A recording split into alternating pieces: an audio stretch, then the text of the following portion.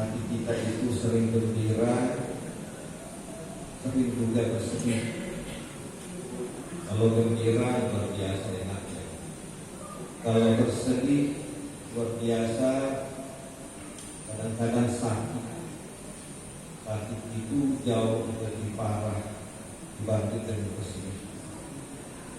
Kalau orang bersedih hatinya bisa membawa kepada penyakit yang disebut dengan patah hati. Kalau patah hati itu semua dalam keadaan loyo, tidak bisa lagi berpikir positif, sudah jengkel-jengkel perasaannya, apalagi berpikir hal-hal yang baru. Orang yang seperti ini itu sudah tenggelamnya, tidak bisa lagi. Tidak ada lagi kebaikan yang diingat adalah kecelakaan. Sudah hancur. Ini sangat berbahaya ketika kita dalam keadaan sedih. Juga sama bahayanya kalau kita itu terlalu gembira. Terlalu gembira itu juga berbahaya. Bisa kita membuat kita takut. Terlalu bersedih bisa kita menjadi orang yang seperti yang kita gambarkan. Dalam kehidupan ini ada dua hal yang membuat orang bersedih. Ada karena dari luar dirinya, cemoohan, ejekan, perkataan. Itu dari luar diri. Kita ejek orang, kita lihat WA, kita lihat gambar, kita bersedih. Orang mengejek kita bersedih. Dan juga kadang-kadang bersedih karena perbuatan kita. Nabi SAW itu diejek, dimaki oleh orang-orang yang tidak senang. Dan itu adalah fakta, itu adalah kenyataan dalam sejarah. Dalam Al-Quran disebutkan Nabi kadang-kadang disebut sebagai orang gila. Jadi orang gila, Nabi SAW itu disebut orang. Nabi juga ketika dia berdakwah itu di Taif itu seperti yang kita tahu dilempar berdarah badannya. Nabi itu apa? Berarti Nabi itu mengatakan bahwa mereka itu semua melakukan perbuatan begitu karena mereka tidak paham. Nah, kita itu umatnya bukan Nabi. Karena kita ini adalah manusia biasa, pertahanan kita itu sangat lemah. Nabi SAW saja diingatkan, disampaikan untuk kita umatnya agar kita itu persoalan sedih itu jangan terlalu berat. Al-Quran mengatakan dalam surah Yasin yang sering kita baca itu ayat 76, fala yahzunka qawluhum inna na'lamu ma yusirruna wa ma yu'linun. Maka jangan sampai perkataan mereka, perkataan orang-orang yang tidak senang itu membuat hati Muhammad, termasuk kita ini umat Islam, itu bersedih. Dan kemungkinan itu bisa orang tak senang melihat kita ibadah, orang tidak senang melihat kita sukses, ada perkataan yang terlempar, itu kadang-kadang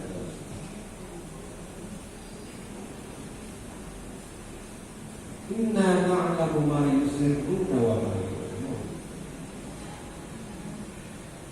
Sesungguhnya kami ini mengetahui apa yang tersembunyi pada hati mereka dan apa yang nampak.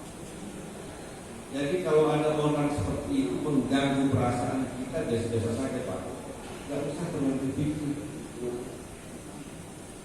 Mereka itu mungkin belum tahu. Al-Quran mengatakan, inna na'lamu, kami yang mengetahui di hati mereka yang kelihatan maupun yang dalam perbuatan. Bukan urusan kita itu. Yang perlu kita perbarui dari kita. Begitu dekatnya Allah Subhanahu wa Ta'ala, kami yang tahu. Katakan nggak usah peduli itu. Andalah yang harus melakukan perbaikan. Inna na'lamu ma yusirruna wa ma yu'linun. Kami yang tahu. Yang menariknya di sini Allah mengatakan kami. Kami itu siapa? Menurut ahli tafsir, Allah. Siapa lagi di situ yang tahu? Malaikat Pak. Siapa lagi yang tahu itu? Orang-orang di sekitar kita. Siapa lagi? Hati kita juga. Siapa lagi? Orang-orang yang sabar dengan kita. Jangan bersedih. Kami yang tahu. Bukan sendiri Allah, tetapi kami. Inilah salah satu resep dalam kehidupan ini, bahwa kita harus tegar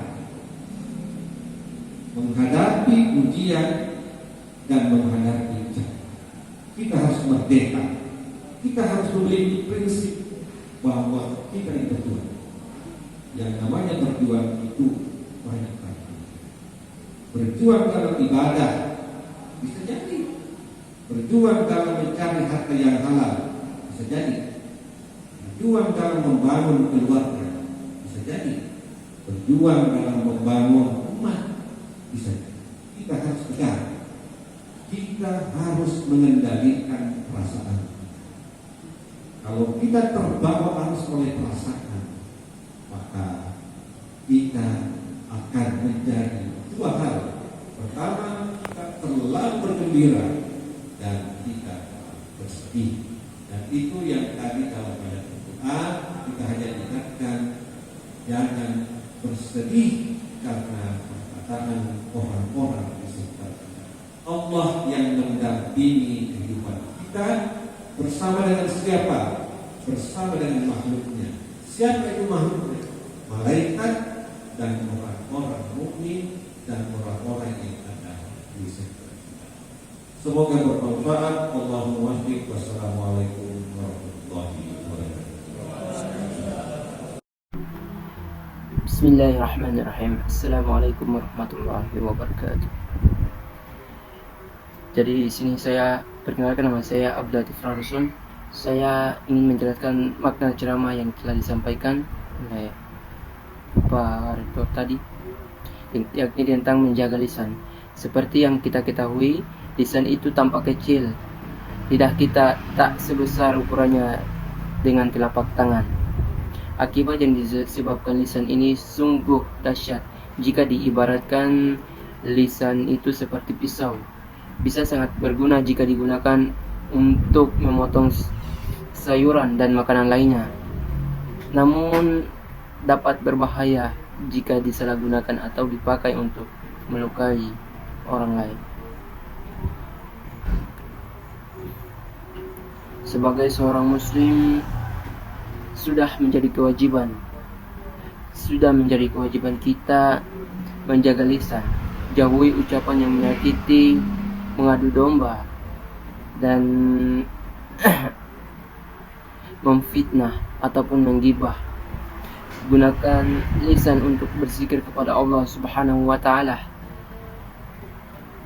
memuji setulus hati kepada orang lain, mensupport dan menyampaikan hal-hal yang baik lainnya, karena itu dapat bermanfaat bagi diri kita dan bagi orang lain. Apakah Anda tahu, karena lisan seseorang bisa masuk ke dalam surganya Allah Subhanahu wa Ta'ala, dan karena lisan pula seseorang bisa terjerumus ke dalam api neraka. Jagalah lisan kita dengan berkata hal yang baik, atau diamlah jika memang tak bisa. Dalam sebuah hadis, Rasulullah SAW pernah bersabda, من كان يؤمن بالله واليوم الآخر فليقل خيرا أو ليصمت, yang artinya barang siapa yang beriman kepada Allah dan hari akhir, maka hendaklah dia berkata baik atau diam. Hadis riwayat Bukhari dan Muslim. Bismillahirrahmanirrahim. Assalamualaikum warahmatullahi wabarakatuh. Saya Aryadi dari Prodi BPI akan mau menambahkan sedikit tentang ceramah di atas, yaitu sedikit menjelaskan di sini jelas sekali agar kita menjaga lisan kita, mengucapkan hal baik atau cukup diam saja andai memang tak bisa menjaganya. Janganlah kita menggunakan lisan untuk mengumpat apalagi mencela orang lain. Terkait hal ini Allah Subhanahu wa taala berfirman dalam Quran surah Al-Humazah ayat 1 yang berbunyi Bismillahirrahmanirrahim, wailul likulli humazatil lumazah, yang artinya celakalah bagi setiap pengumpat apalagi pencela. Keselamatan kita sebagai manusia tergantung pada mampu atau tidaknya menjaga lisan ini. Ada satu hadis Rasulullah SAW bersabda, yaitu yang artinya keselamatan manusia tergantung pada kemampuan menjaga lisan. Hadis riwayat Bukhari. Rupanya cukup sekian ulasan yang mengenai menjaga lisan. Semoga bisa bermanfaat bagi kita semua. Mohon maaf jika ada salah ucap yang tak sengaja. Mungkin cukup sekian. Wabillahi taufiq wal hidayah. Wassalamualaikum warahmatullahi wabarakatuh.